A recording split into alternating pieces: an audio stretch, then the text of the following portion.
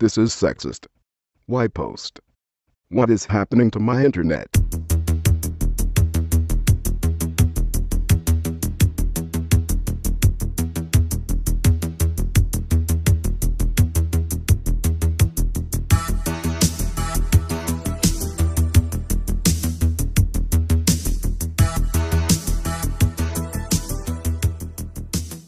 Hello, welcome to episode 47 of Chet and John's Reassuringly Finite Gaming Playlist. My name's John Denton. With me, as always, is Chet Roivas. Hello. So you know the deal by now. 2 top 10 lists going from 10 to 1. 10 being the game we played the least this week, 1 being the game we played the most. So let's kick it off with Chet's number 10. Okay, my number 10 is Temple Run 2 on iOS, on the iPhone. I assume you've played this? Yes, yeah, it's actually higher up in my list. Okay, I mean, I don't have a great deal to say about it, except it's quite funny that we were talking a few last week or a few weeks ago about whether iOS games, whether there was the brands persevered, and apparently they do, because this has been downloaded like 600 billion times. Yeah, it's good, it's nice, it aggressively comes after money more so than the first one did, but it's my first reaction was, I've played this game already. Yeah, I never actually played Temple Run. Oh. But I played a fair bit of Temple Run 2 now. Yeah, it's fine. It's good. I guess we could talk about it later. Talk about it now. I don't think it's as good as that Pitfall game, which I know is a Temple Run ripoff. Yeah, I agree. But that looked nicer and played a bit smoother. I had a lot of trouble with it miscalculating my inputs. It was me being a bit sketchy at the game. But the pop-in is quite severe in Temple Run 2, whereas there's no pop-in in Pitfall, and the cel-shaded look is nicer in that as well. So, yeah, I mean, nothing I say is going to make any dent in that game. But, I thought... it's still fun. I mean, I still played it quite a lot. But, I thought Pitfall was probably better. I agree with you. I mean, the only thing to say, I mean, I might be misremembering, but I don't recall Temple Run, the first one, being as aggressively sort of give us money right now. That's what I've heard. Yeah. I've heard it's not like that. I don't think I played the first Temple Run enough to be able to judge. But yeah, I think it's a little bit too aggressive. But yeah, it's fun. It's fine. It's just that my reaction immediately was I've already played this game. So yeah, same. Yeah, there you go. My number 10 is another free iOS game. It's called Flick Shoot. I was just searching for one more game to add to my list just before we started recording, so checked out the free app list, and that was on there. It's basically the exact same game as Flick Kick Football, but with a proper goalkeeper, not one that's made out of card. It's not as good as that game. It's a bit sketchy, but you're just flicking the ball into the goal. There's not a lot to say. I mean, for free, it's fine. It sort of fires adverts at you every now and again, but it's not really chasing you for money. I'll probably never put it on again, but the 5 or 8 minutes that I played it for while waiting for this to start was worth the no pennies I paid for it. Okay, but I assume there is an ads-free version you can pay for, yeah? I think either that or there's in-app stuff, but I didn't really play it for long enough, and I'll probably delete it straight away. But it's not so shit that it doesn't serve any praise. It's fine. Okay. It's not as good as Flick Kick Football though. That's a good game. Yeah, no, I agree with that. Okay, my number 9 is a game called Halloween Scream on the Xbox 360. It's an indie game. The cover art is a very, very nice watercolour sort of painting of a female vampire. And it's I don't know what I expected, but it's a text adventure. I know you're a fan of those. Hell no. Yeah. It's fine. I mean, it's not badly written. It's completely passable. The problem is that the story, it opens with a young girl being left a rickety old house in a will from an old relative she never knew. And you go there. Do you open the door? Do you go to the cemetery? You go to the cemetery. There's a dog. Do you take the bone from the dog? He bites your arm off. You're dead. Start again. That's what happened to me. That sums it up for me. That genre. The problem is that it sets its stall out at the beginning. It says there's no surprises here. The story you've heard a million times, but it's not badly written. It's generic. It's not a poor game. And if you like them, worth a look, I suppose, for the trial. How do you type? You don't. You're given button options. So okay. It's always like pick one of 4 options. Okay. So it's not really a text adventure. I suppose you'd call it what would you call it? Yeah, it doesn't matter. I know what you mean. Yeah, I think it still classifies as a text adventure. But yeah, if you like that genre, possibly have a look, I guess, maybe. Yeah, I cannot understand why people like that genre, but so many people do. I don't know if it's just more nostalgia from when we were very, very young, because I remember being fascinated by them when I was about maybe 7. Yeah. But that's just because the only other games are just like blocks. So, yeah, playing that one the other day just made me never ever want to touch one ever again. Fair enough. Pretty much the polar opposite of a text adventure is my number 9, Super Hexagon, which is about as pure a video game as you can get, really. I haven't played it for a while, stuck it back on. It is such a good iOS game. The guy keeps banging on about it on Twitter because he's done the Steam release, and I think it's just come out on Android and things like that. So it's always kind of fresh in my mind, and yeah, it's a very, very good game. It's I'm always amazed at how much better you get at it almost every single time you put it on. And I feel like I could get better and better and better at it as you learn the patterns and just learn to calm yourself down. That's the thing I like about it. It's an extremely hectic game. I've talked about this before. So much going on. And you have to concentrate so much, but you always do better when you just completely calm and kind of center yourself and realize that the actual path that you're moving your little arrow through those crazy shapes isn't anywhere near as complicated as it looks, and you only have to do quite small movements to go a long way and last a long time. So yeah, just kind of like a masterclass of design, and I'll always have it on my phone, I think. Shit, I'm still waiting for the sort of because it's still discussed so frequently that I want to sort of get all that stuff out of my mind before I really go in deep. I mean, I liked what I played, but I found it too oppressive, and there was too much. I felt like there was too much pressure on me to understand it straight away. Sure, there's nothing to understand. It's just it's a game that can be discussed and broken down, definitely, but ultimately it is as simple as it looks. But if you can enjoy the kind of Twitch gameplay, that's it. Yeah. Okay. Yeah, well, it's a game. I know what you mean. I know what you mean when you dive into something. When we've talked about it plenty, when everybody's talking about it, and it's kind of a modern thing, isn't it? With Twitter, Yeah. this didn't really exist a few years ago. It can completely colour your understanding or appreciation of something. Yeah. True. Well, it looks like my sort of thing, so I'm definitely it's still on my phone, and I'll look at some point. Yeah, once you get past that 60-second mark on the first level and you complete it effectively, you can keep going and get higher scores. That's when it all started to make sense for me, but that took a long time. Okay, fair enough. All right, genuine. Okay, my number 8 is a game called Don't Be Nervous Talking to Girls on the Xbox 360. Oh yeah, I've seen this. Do you know how old it is? No, I just saw it when I was searching for that Shark Attack Deathmatch game. I noticed that was on there. All right, because I hadn't come across it before, and I thought I discovered a gem, and I hadn't at all. So it's shithouse. It's difficult. I mean, did you see the list that Microsoft published the most popular indie games of the year today of last year, I should say? Did you see the list? No. It's comprised of, I'd say, 50%. Clones of what's the hell's it called? Minecraft. There's no surprise there. I've got a list here: Castle Miner Z, Castle Miner, Total Miner, Forge, Fortress Craft, Murder Miners, Fortress Wars, Miner of Duty, Miner Forever, Block World. That just sounds 100% Minecraft. Yeah, but I mean, to be honest, Fortress Wars, maybe they're not. I mean, there's a couple there. Yeah, maybe. Yeah, they might not be. But amongst all of those titles was a game called Don't Die Dateless, Dummy, which sounded interesting enough, so I will search for that. But I came up across Don't Be Nervous Talking to Girls first. It's basically a small video comes up with this model/actress lady who talks to you, and the idea is to speak to her at these different locations. You pick a location on a map, like a fairground or a library or a house. I didn't check the house, so I don't know what goes on there. I don't know whether you just turn up on her doorstep. But yeah, she asks you. You basically have to interact with her, and there's only ever 2 options. And it was created by a nutter.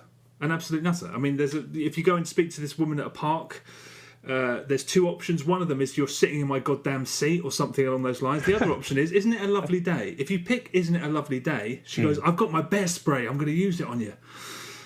So it's, I don't even know why I'm bothering going into Tactics. detail. It's, Tactics. It's exactly, and there's just... Yeah, there's one where you go into a library and offer to help her with you help her with maths homework or something, even though it's clearly a 30-odd-year-old woman.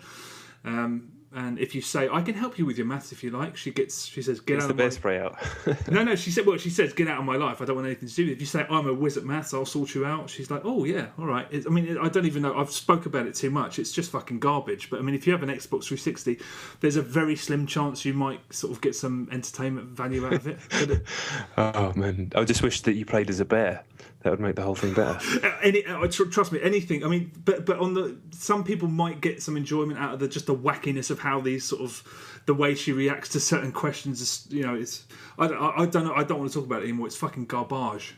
I'm going to download it because that sounds amazing. But it's only because in my mind you play as a bear, which I know is not actually the case. Have a look. Yeah, I want to play that now. My number 8 is a game called Big Sky Infinity on Vita. I signed up for PlayStation Plus last week, I think, which is an awesome service. There's a bunch of free games to download for Vita. The first one's a twin-stick shooter called Big Sky Infinity. I thought that can't be bad. They're always pretty fun. Looks nice.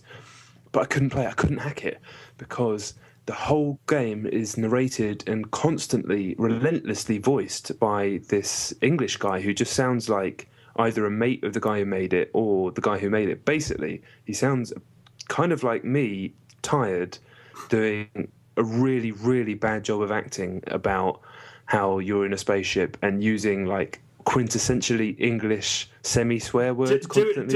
Just do an impression. Yeah. Go and get these Gits right now. And honestly, it's just constant, absolute constant fucking yammering from this twat. And after about 5 minutes, I was like, I cannot hack this guy anymore. So I turned it off. So the game seemed quite good, but I'm not dealing with that fucking oik.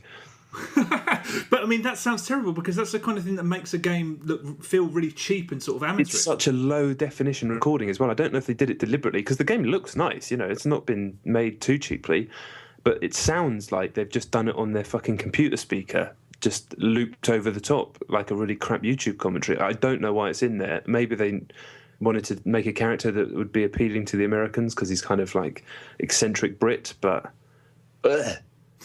just made me want to pull my own tongue out. Okay, that's harsh. Did you try just turning the sound down, or is the music going with it as well? I was so insulted by the whole thing that I just turned it off completely. It helps. Obviously, it was free. Does it look like... Oh, it's free. Okay, I had visions... It's not free. It's free on PlayStation Plus. Oh, okay, I got you. Does it look like something that should be free? No, it looks nice. Oh, wow, okay. Fucking weird. Yeah, twin-stick shooter, and you can turn your little ship into kind of a... You can use it to blast through planets. Turns into like a digger type thing. It seemed like a cool game, but... I thought, okay, he's talking over the tutorial and he'll shut up by the time he gets to the first level. And then I realised, no, he's going to talk the whole time and offer a commentary on what I'm doing. So that was it. I was like, no, thank you. Damn. What a shame. Yeah. Damn, okay. What was it called again? Big Sky Infinity. You Gits. Is it exclusive? Yeah, I think it's just a Vita game, yeah. Okay. Okay. Well, I have no reason to look that up at all. Okay, my number 7 is another iOS game. It's called Blip, B-L-I-P. Have you heard of this? Something tells me I have, but maybe not. I do apologise, but this is another game that's on my phone and I don't quite recall why. I don't remember whether someone... Because people recommend stuff to me all the time and I see free apps and I just download them and then I forget where they came from. I did check earlier today, so as of today, Wednesday before the Wednesday before the podcast comes out, it is still free. And it's a good... bordering on very good, sort of basically it's a platform. It's a very simple, it's got a very nice minimalist sort of art style and it is good looking. You move a cube around a small series of environments and you pick up 3 little cubes and then those 3 unlock the exit.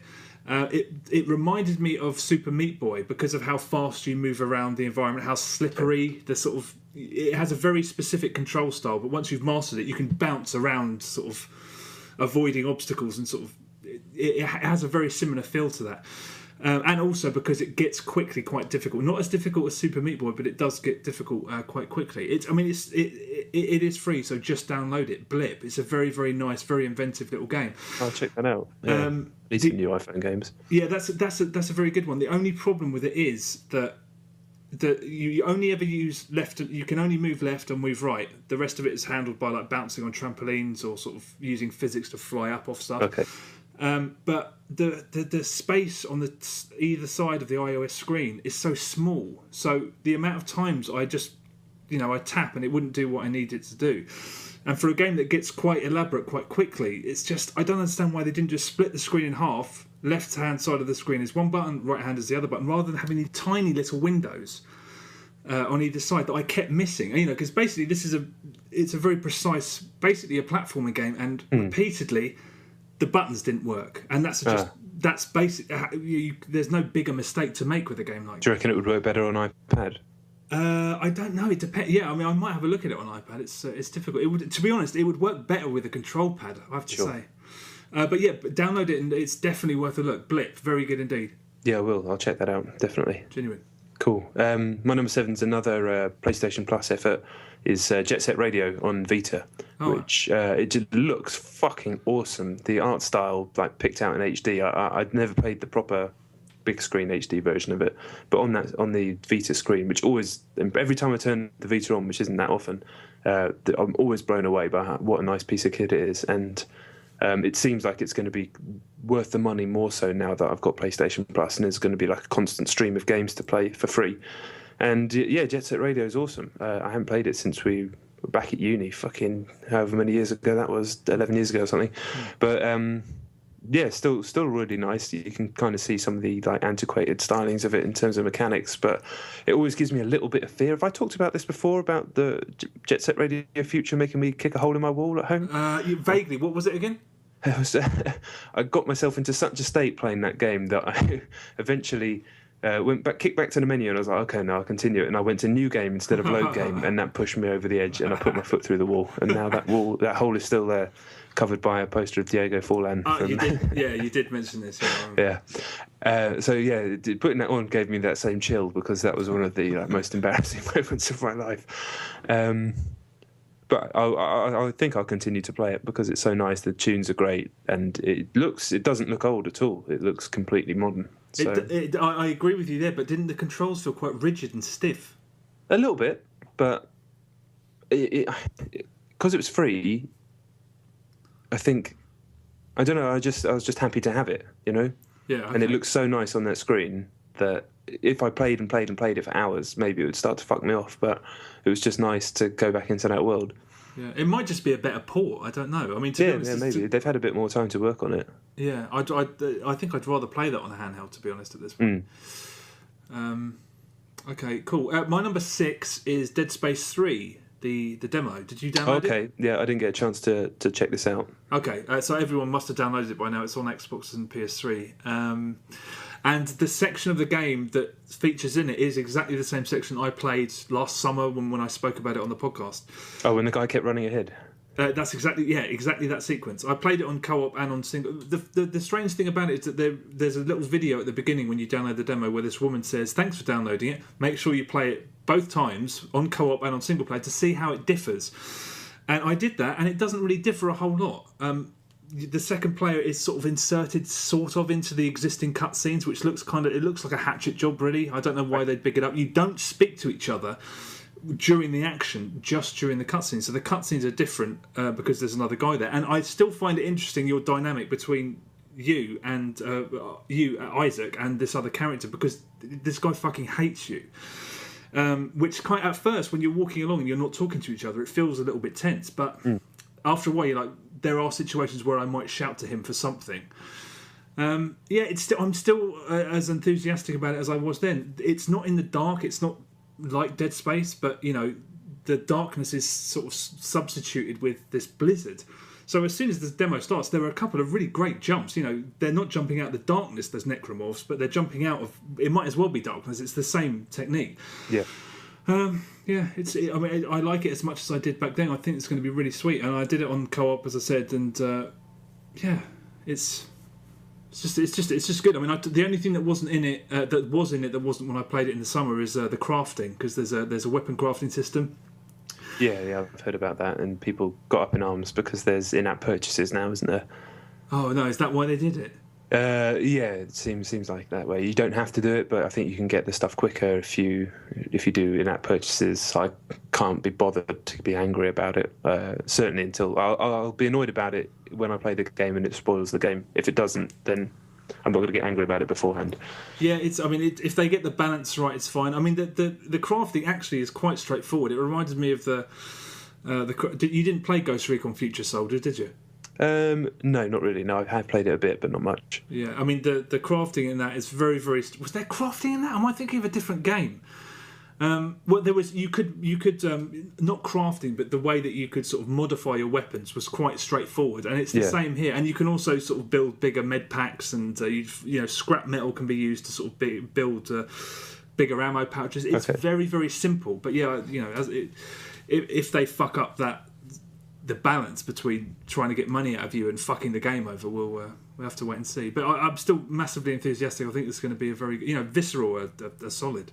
Yeah, I'm not too worried about that game. I know everybody thinks that it's suddenly having this huge change of direction, but I've always kind of seen them as very action-heavy horror games. The first one, I think people misremember it slightly, is like a slow, plodding Silent Hill type adventure, but it wasn't. It was well paced, but there was more than enough moments where you're just in a room with fucking 10 monsters coming at you and you're just trying to survive and crowd control. So it's always kind of been like that for me. And I don't think they're just going to chuck all of that out the window because they just completely lost their minds. So yeah, I'm not too worried. I think I should be getting it through soon. I'm down to review it, so I'm kind of I am excited. Yeah, I like Dead Space 1, I like Dead Space 2, and I like this one on the evidence I've seen so far, and I don't think they'll fuck it up. So yeah, it's looking good. Sweet. More Isaac, my number 6, Binding of Isaac. Been playing it some more. Well, I've talked about it too much over the last couple of weeks, so I won't even go on about it anymore, but be excited about the Xbox Live version. It's a very, very good game. Okay. Have you not completed it yet? I still can't do it. If I could... There's a really complicated way to get joypad support that I couldn't get to work on my Mac. If I could play it on a pad, I'm sure I'd have finished it by now, because when it gets really tricky, you need to have good twin stick, and it's too fiddly on my keyboard and thing. But I've been very close a couple of times, and I'm sure if I had a pad, I'd be able to finish it. Okay, cool. Okay, my number 5 is not really a game. It's an iOS app called VidRhythm. Oh yeah. Yeah. I know you know about this. It's an app designed by Harmonix, who made obviously Rock Band and Rock Band Blitz and all that stuff. So I was amazed when I found out about it, because the official Rock Band Twitter feed retweeted Nicky Six, the guy from Motley Crue of all people, who was raving about it. He was like, VidRhythm, man. And I was like, wow, Harmonix have done an app, that's amazing. So I went straight onto the App Store and looked it up to download it, just like, I can't believe this has happened and I wasn't aware of it. It's like 2 years old, 2011 it came out. I had no idea. But I downloaded it, and anyway, in brief, they get you to record video and audio doing a couple of things, like a guitar noise like wow, and a drum noise, and then they edit them all together into a music video with using the video and the audio. When I discovered it, the morning that I discovered it, me and my friend sat laughing our heads off, convinced it was the greatest app ever created. I mean, I was so in awe. I was like, I have to tell the world about this.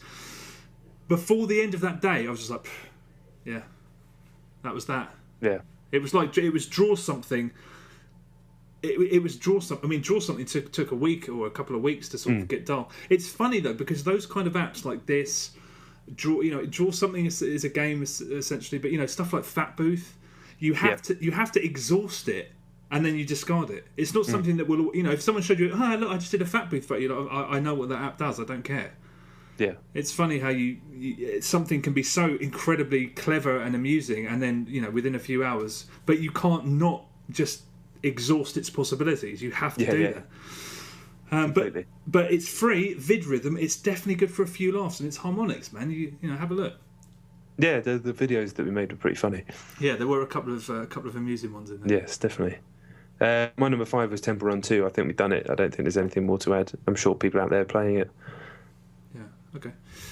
Okay, my number 4 is a game called Gunman Clive on the 3DS. Okay. Do you know about this? I've heard of it, yeah. I tweeted, because basically this is a game I hadn't heard of.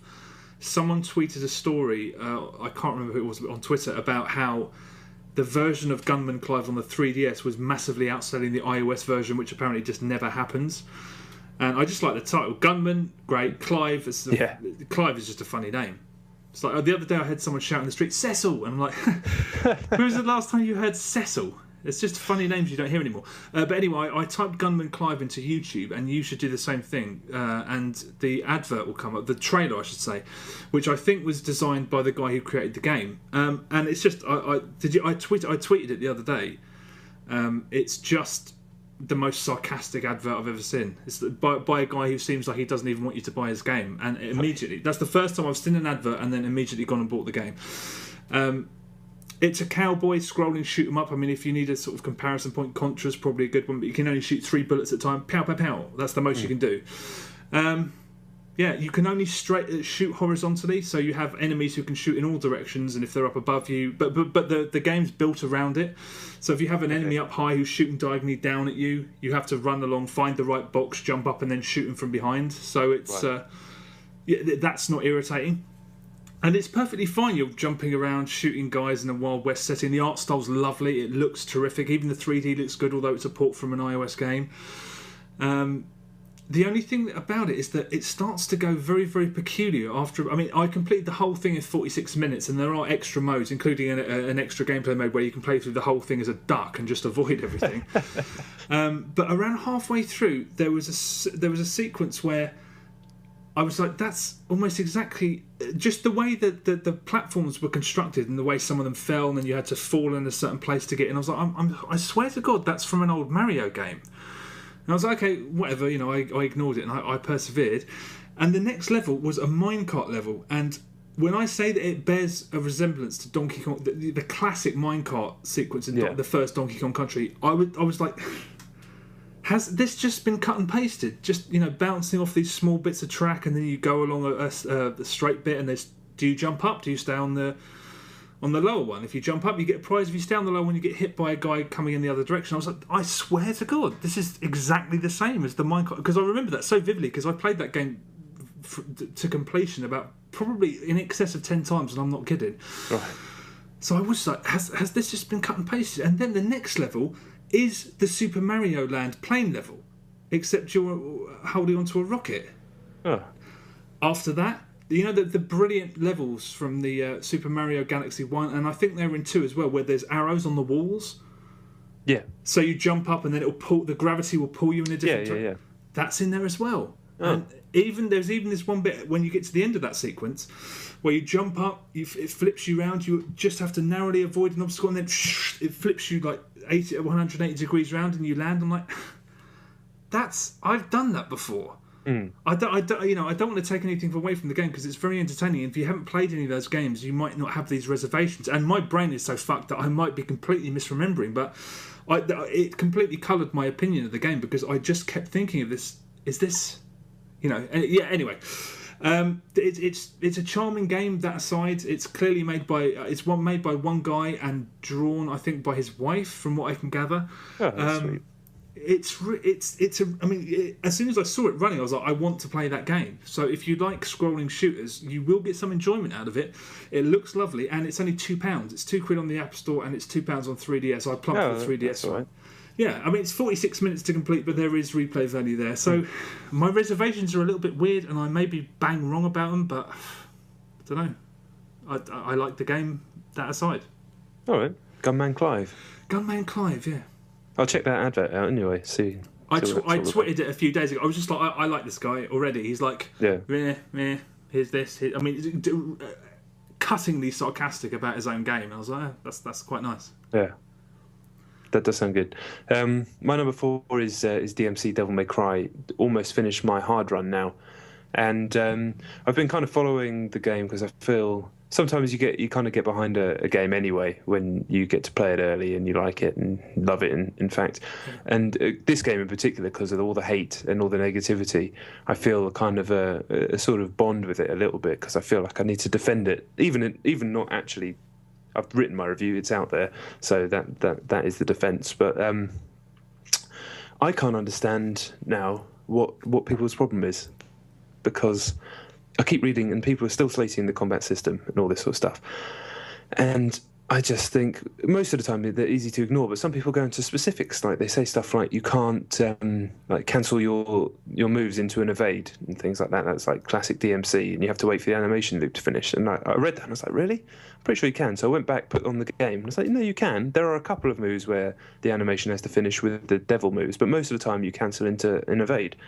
And so you're just fundamentally wrong. And then his comments like influencing all these other people going, blah, blah, blah, Ninja Theory don't get it. And it's just so frustrating to read, because had the name Ninja Theory never been on this and there'd been no marketing behind the fact they'd done it and Dante still had white hair, but it was exactly the same game apart from that, and people just thought it came from Capcom, people would be fucking raving about it. And it does my head in, because near the end of my hard playthrough, my Nephilim playthrough, I just think the game is still fucking incredible. Even more so, in fact. And I'm super excited to go back through it again, leveled up. I can see this being the game that I play the most out of all games, because I never replay games, and I'm already almost through it twice, and I still don't feel like I scratched the surface. Yeah, I haven't gone back to it yet, but it's sitting on the top. I don't know why you get involved in those conversations, man. No, I'm not getting involved in the conversation. I'm just reading them. Don't even read them. I don't know why. Sometimes you ever get the feeling you just want to annoy yourself a little bit. Yeah, I do get that. Yeah. Yeah, it's that. I'm not. I gave up on internet forums many years ago, and I wouldn't get involved. Like I said, I've written the review. I've talked about it loads. My opinions are out there, but it's frustrating. I'm glad it got to number one. And apparently, it's just got to number one in Japan as well. So there's talk that it didn't sell as much as DMC4, but all that stuff is irrelevant. It seems to be doing well, and I'm very happy about that fact. Because it's fucking amazing. Once you get the Aquila weapon, the second angel weapon, that's like the spinning shurikens that you can throw out and they lock onto people, the fucking combat system just comes alive. And the stuff I was doing to get the double, and people say it's easy to get the S ranks, and it's like, to get the triple S ranks is not fucking easy at all on Nephilim, and you'd have to be some sort of savant to be able to just do that without trying, because it's fucking hard, especially towards the second half of the game. And I love it. I absolutely love it. I think it's fucking superb. I completely agree with you, but bear in mind that the people that are probably saying, "Oh, it's too easy to get triple S ranks," have almost certainly never played it. Well, yes, yeah. I haven't gone back to it. It's sat on my shelf. I'm waiting. I'm really hoping that this weekend, or rather Monday, possibly Tuesday, I just want to get snowed in, and then I'm going to sit back and just fucking cane through it on hard, because it is a tremendous. It's a tremendous game. I'll be very surprised if it doesn't make the cut at my favourite 10 games of the year, because it's so good. So a nice good backtrack there on getting snowed in this weekend as well. Yeah, sorry, yeah. John's getting married. Yeah, getting married this weekend. Yeah, but yeah, that's not going to stop me playing DMC to the end this week, I don't think, for the second time. Yeah, well, yeah, good call. Okay, my number 3, again, is not really a game. Well, it is a game. It's called Guess the Movie, and it's another iOS app. What's this about then? Yeah, I think it's number 1 or number 2 in the App Store, free games. And I think I saw it when I just looked for that football game. Yeah, so it's surprisingly generous. There's a lot of content there. It's just they present you with an image and you just guess the movie, and that's it. Sweet. That's my. Earlier on, I said Vidrhythm at first. I was like, "Oh, this is probably my favourite app of all time." This is probably my favourite app of all time, because if I could just sit in an endless movie quiz, I'd probably just do that. It's literally just hundreds and hundreds of images, and some of them are a little bit. It's a real mixture. Basically, some of them are just like the posters of the movie. Redone in this kind of cool sort of art style. It's a very nice looking package for something that's free. So yeah, like I say, sometimes it's posters, so everyone go, "Oh, it's that." Sometimes it's iconic bits of the film that you need to have seen it. And then occasionally, there's Edward Scissorhands. The picture is just Johnny Depp's face. So there's some really weird. There are some really odd choices. An image of a bird cage with a little budgie in it, a small bird. What film's that? The Birdcage. That's what I thought. No, it's The Prestige. Oh, okay. So, and then there's another image of a jar with something leaking out the top of it. What's that? Jam leak. No, it's Prometheus. But some of them are just they're a little bit ski-whiff, but it's so generous with the tokens that you can use to solve the puzzles. You can either get a clue or you can solve it's like an anagram, not an anagram. So it comes across like a hangman clue. Okay. Or you can just solve it with five tip points. But every time you log in, you've just won 10 tip points. If you get 3 in a row, regardless of how many times you get an extra 3 tips. You're constantly earning tips. So tip points. TIP. Tip points, yeah, just so that you can sort of basically get the solution quickly. But I love it. Although, if you haven't seen the Shawshank Redemption, the image for the Shawshank Redemption is a spoiler. It's a spoiler for the entire end of the Shawshank Redemption. Shit. I just thought I'd mention that. That was a random. I was like, who the fuck thought that was a good idea? Although, if you haven't seen that film and you're playing a movie quiz, you got probs. So they show that Morgan Freeman never existed the whole time. That's exactly right. Yeah. Sweet. I'm gonna get that though. That sounds fun as fuck. It's fun. I mean, I just sitting in bed hungover. I'm just like, I'm loving this. Yeah. No, I'm definitely gonna get that. Right. Awesome. Some good iOS stuff then. Sweet. Yes. My number 3 is Metal Gear Rising: Revengeance, a game I've after this podcast I think I'm going to finish it. I'm right at the end. I can't talk about it because of embargo, but the demo's out, so I can kind of get around it and be a bit sneaky. It's the fucking combat is great. I like the fact it's so aggressive that it doesn't feel like the other combat games that have been done so well. It doesn't feel like Bayonetta and it doesn't feel like DMC. I mean, it does to someone who doesn't play this genre, I'm sure, but to people who are kind of inside the genre a bit more, the fact that it's all attack, and the parries are all going forward. You can play all this in the demo. I'm not spoiling anything from the main game. It's already shaping up to be a fucking great year for this genre. I won't say any more than that for fear of getting in trouble. When's it out? February, sometime in February. I'm going to say 20th.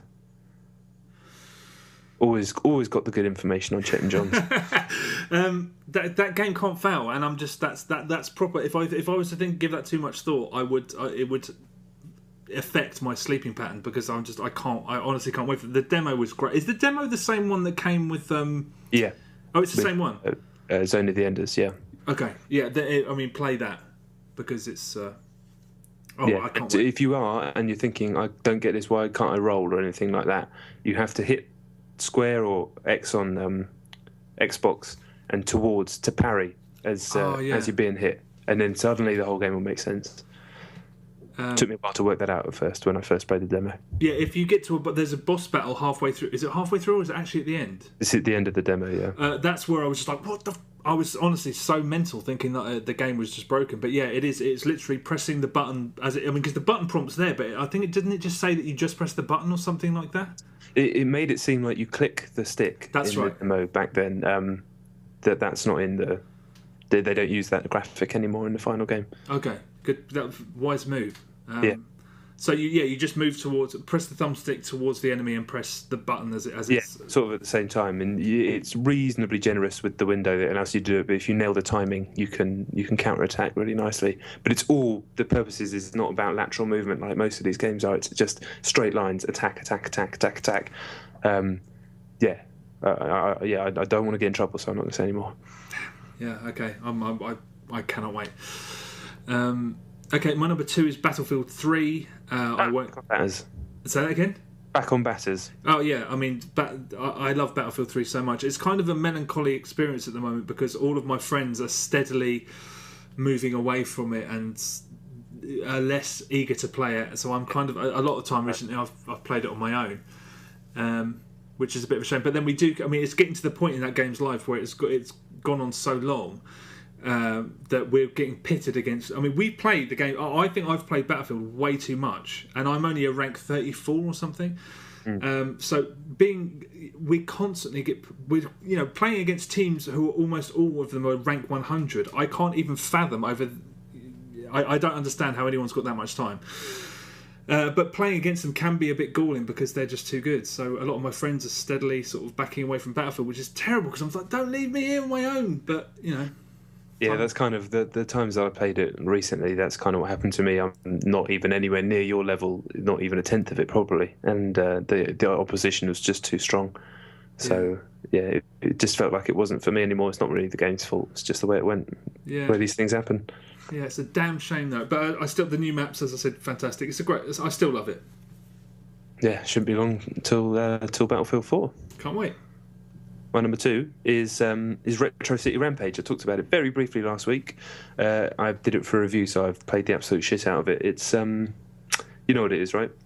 Only really what you've said about it in the past. So, but just that much.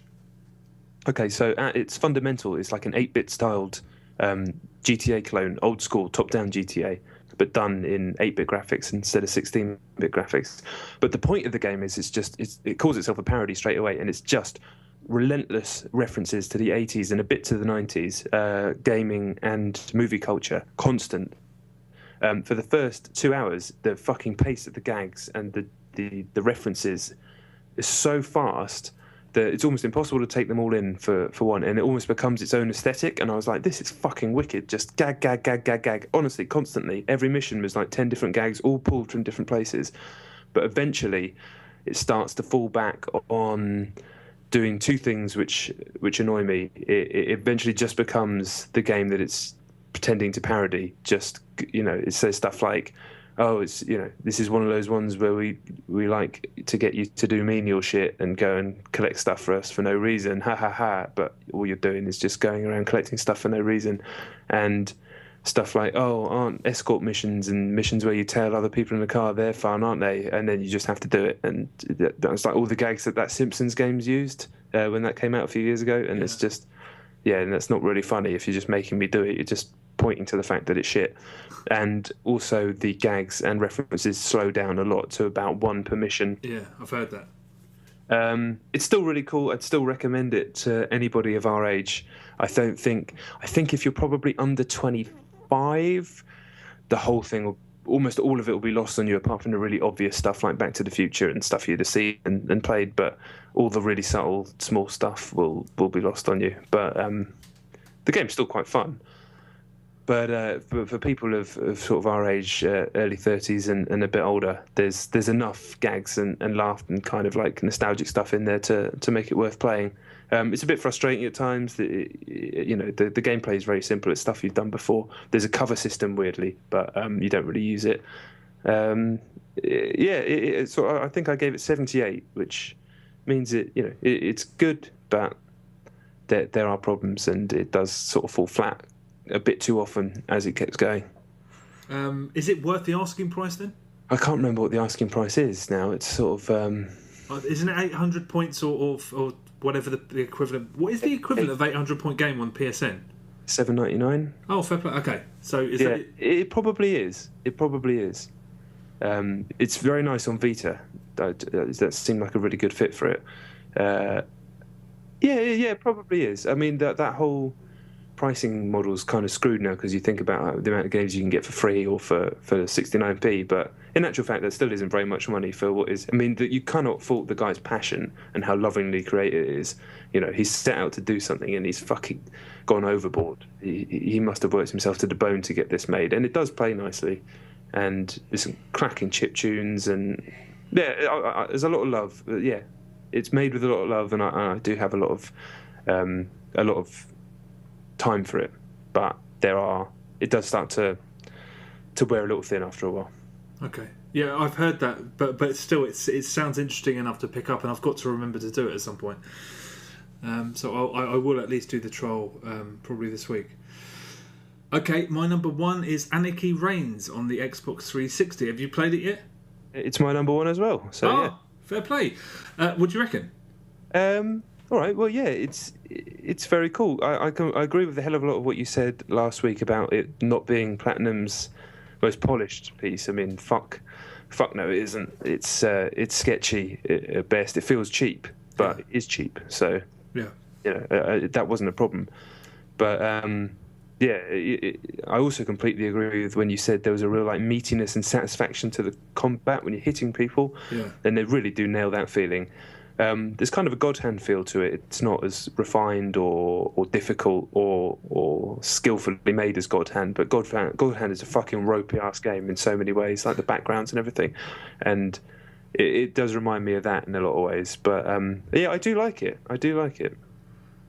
It's a funny one. As I predicted last week when I spoke about it, I had a feeling that it was going to grow on me quite a lot, and it has. It's pretty much twice the game I thought it was, although at the same time still being the same thing. It's so uncomplicated that you cannot play it for prolonged periods, but the power of just, like I said last week, steaming into a band of guys and just instantly cutting all their heads off. It's so appealing, and it doesn't get any. I like the fact that it doesn't really get needlessly complicated. If you find a boss, apart from a couple of the Kraken bosses, which are a little bit more elaborate, the solution is always the same: run at their feet and just hammer a load of punches at them. I love the fact that it's completely unsophisticated like that. But yeah, doing it in bunches, it's not a game I could ever see myself playing for a very long time. It's something that I do. I put it in, and I play 3 or 6, each sort of bunch of levels, which is 3 normal missions, 3 side missions, and then I turn it off. Every time I turn it on, though, I'm just like, I'm so glad I decided to turn this on. So much fun. Yeah, definitely.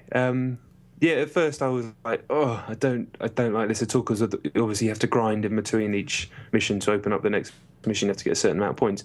But after a while, I just realised that was how the game was structured, and I kind of accepted how cheap it felt. And yeah, it doesn't matter how cheap it feels, because they do nail that core mechanic. Yeah. But honestly, I must have played it exactly the same way as you. Turned it off after every overall level. Thought I'm kind of done, and then about half an hour later, just sort of thinking about it and thinking, oh, I just kind of want a bit more of that fucking crunchiness. Yeah, stuck it back on. And then, did you play much multi? I've done bits, and I've dipped in and out. It's why have you had like a really bad experience on it? Well, it's hard to get a game because there's not many people on there, but you can get a game. Unfortunately, I think because the game's been out so long in Japan and people must have imported it, almost everyone I played was at a really, really high level. And they just fucking kick your ass. So while I like the game modes, the capture the flag was really fun, even the deathmatch was fun, or the tag team stuff, I was just getting my ass kicked so heavily that it kind of made me want to go and play God of War again, because they're similar. They are very similar in how they work, just brawling, and the capture the flag on top of that. But I think God of War is going to be a better online game. But I'd like to play it with a bunch of people that we just knew that were on the same level. I think that could be good fun.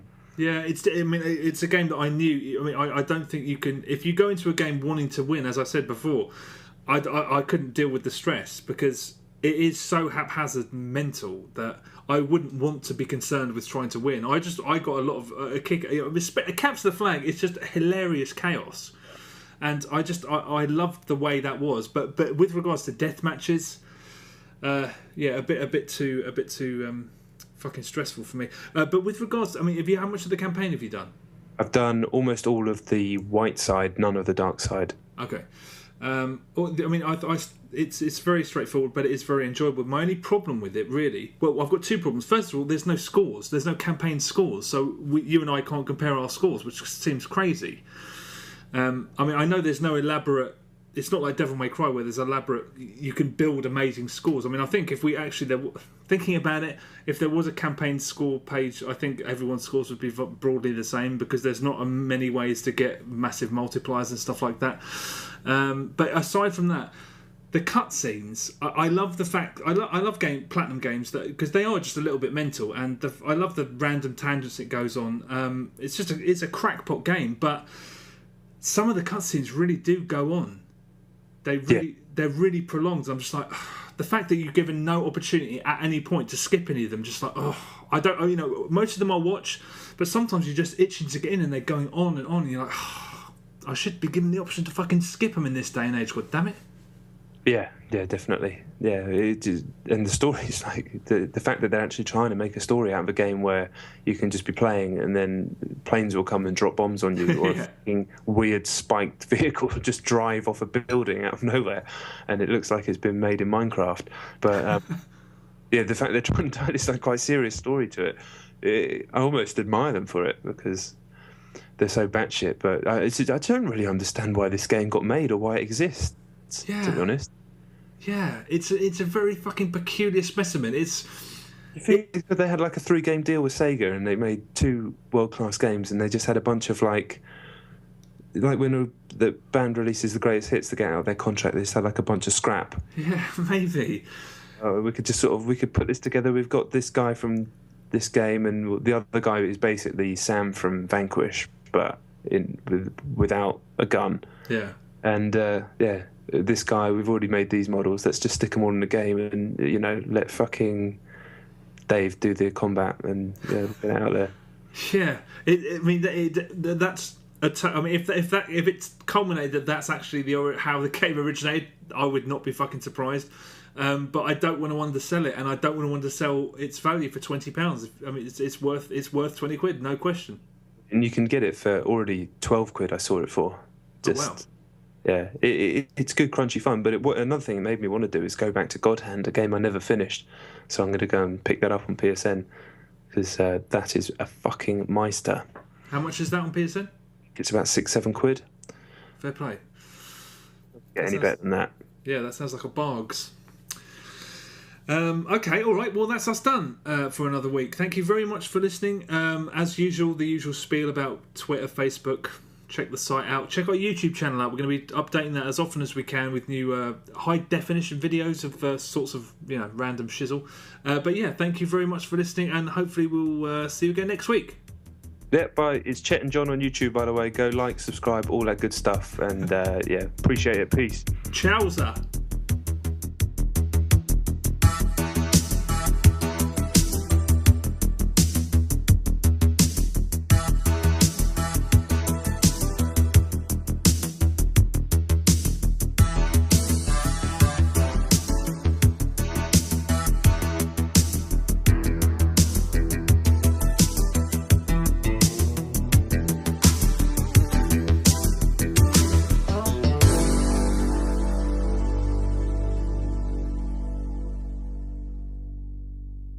The goal of each challenge will be to get my number and to make a new friend. If you say things I want to hear, you'll get my number. If you say things I don't want to hear, I'll blow you off and you'll be forced back to try again. Okay, let's get to it. I'll see you in the game. Hey, how's it going? Good? That's the best you can do?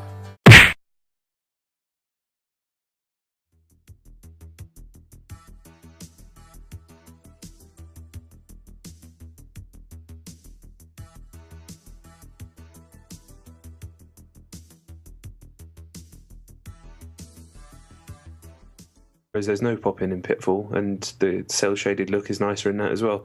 So, yeah, I mean, nothing I say is going to make any dent in that game. But, I thought... it's still fun. I mean, I still played it quite a lot.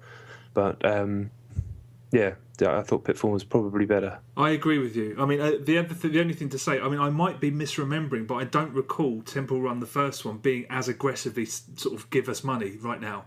That's what I've heard. Yeah. Yeah. I've heard it's not like that. I don't think I played the first Temple Run enough to be able to judge. But yeah, I think it's a little bit too aggressive. But yeah, it's fun. It's fine. It's just that my reaction immediately was I've already played this game. So yeah, same. Yeah, there you go. My number 10 is another free iOS game. It's called Flick Shoot. I was just searching for one more game to add to my list just before we started recording, so checked out the free app list, and that was on there. It's basically the exact same game as Flick Kick Football, but with a proper goalkeeper, not one that's made out of card. It's not as good as that game. It's a bit sketchy, but you're just flicking the ball into the goal. There's not a lot to say. I mean, for free, it's fine. It sort of fires adverts at you every now and again, but it's not really chasing you for money. I'll probably never put it on again, but the 5 or 8 minutes that I played it for while waiting for this to start was worth the no pennies I paid for it. Okay, but I assume there is an ads-free version you can pay for, yeah?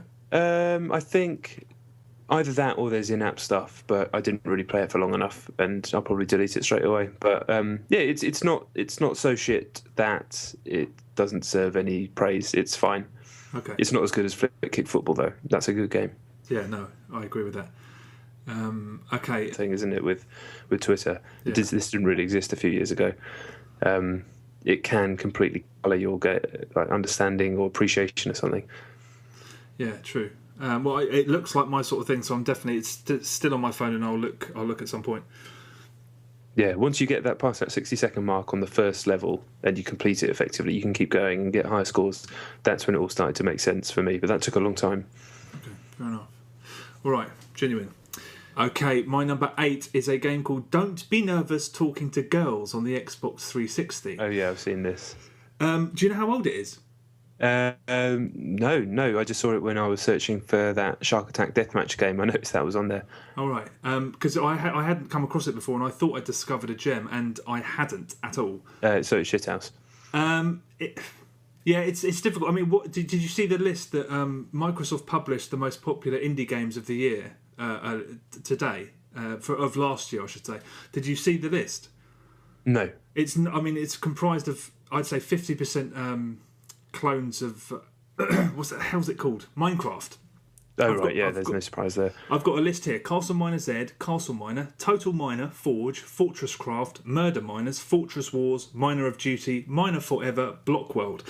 That just sounds 100% Minecraft. Yeah, but I mean, to be honest, Fortress Wars, maybe they're not. I mean, there's a couple there. Yeah, maybe. Yeah, they might not be. But amongst all of those titles was a game called Don't Die Dateless Dummy, which sounded interesting enough. So I was searched for that, but I came up across Don't Be Nervous Talking to Girls first. Yeah, it's basically a small video comes up with this model stroke actress lady who talks to you. Never ever want to touch one ever again. Fair enough. Pretty much the polar opposite of a text adventure is my number 9, Super Hexagon, which is about as pure a video game as you can get, really. I haven't played it for a while, stuck it back on.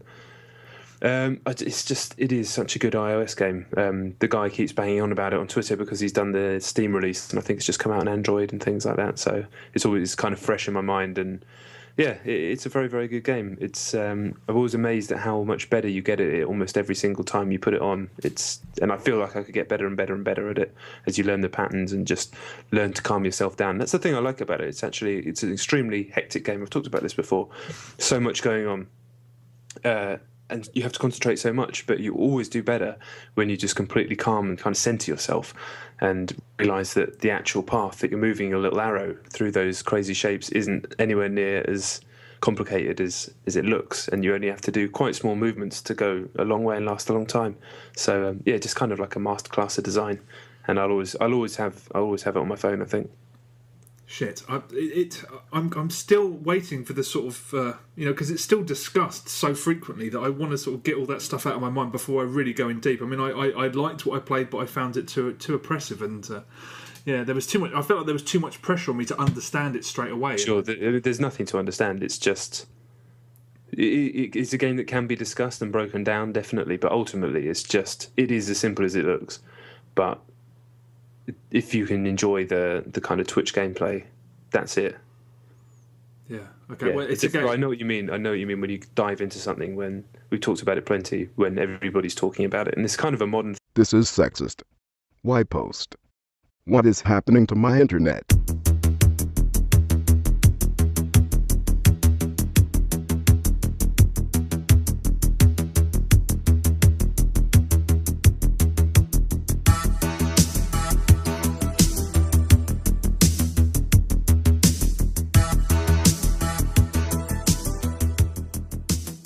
Hello, welcome to episode 47 of Chet and John's Reassuringly Finite Gaming Playlist. My name's John Denton. With me, as always, is Chet Roivas. Hello. So you know the deal by now. 2 top 10 lists going from 10 to 1. 10 being the game we played the least this week, 1 being the game we played the most. So let's kick it off with Chet's number 10. Okay, my number 10 is Temple Run 2 on iOS, on the iPhone. I assume you've played this? Yes, it's actually higher up in my list. Okay, I mean, I don't have a great deal to say about it, except it's quite funny that we were talking a few last week or a few weeks ago about whether iOS games, whether there was the brands persevered, and apparently they do, because this has been downloaded like 600 billion times. Yeah, it's good, it's nice, it aggressively comes after money more so than the first one did, but it's my first reaction was, I've played this game already. Yeah, I never actually played Temple Run. Oh. But I played a fair bit of Temple Run 2 now. Yeah, it's fine. It's good. I guess we could talk about it later. Talk about it now. I don't think it's as good as that Pitfall game, which I know is a Temple Run ripoff. Yeah, I agree. But that looked nicer and played a bit smoother. I had a lot of trouble with it miscalculating my inputs. It was me being a bit sketchy at the game, but... the pop-in is quite severe in Temple Run 2. Where... my number 9 is a game called Halloween Scream on the Xbox 360. It's an indie game. The cover art is a very, very nice watercolour sort of painting of a female vampire. and it's I don't know what I expected, but it's a text adventure. I know you're a fan of those. Hell no. Yeah, it's fine. I mean, it's not badly written. It's completely passable. The problem is that the story, it opens with a young girl being left a rickety old house in a will from an old relative she never knew. And you go there. Do you open the door? Do you go to the cemetery? You go to the cemetery. There's a dog. Do you take the bone from the dog? He bites your arm off. You're dead. Start again. That's what happened to me. That sums it up for me. That genre. The problem is that it sets its stall out at the beginning. It says there's no surprises here. The story you've heard a million times, but it's not badly written. It's generic. It's not a poor game. And if you like them, worth a look, I suppose, for the trial. How do you type? You don't. You're given button options. So okay. It's always like pick one of 4 options. Okay. So it's not really a text adventure. I suppose you'd call it what would you call it? Yeah, it doesn't matter. I know what you mean. Yeah, I think it still classifies as a text adventure. But yeah, if you like that genre, possibly have a look, I guess, maybe. Yeah, I cannot understand why people like that genre, but so many people do. I don't know if it's just more nostalgia from when we were very, very young, because I remember being fascinated by them when I was about maybe 7. Yeah. But that's just because the only other games are just like blocks. So, playing that one the other day just made me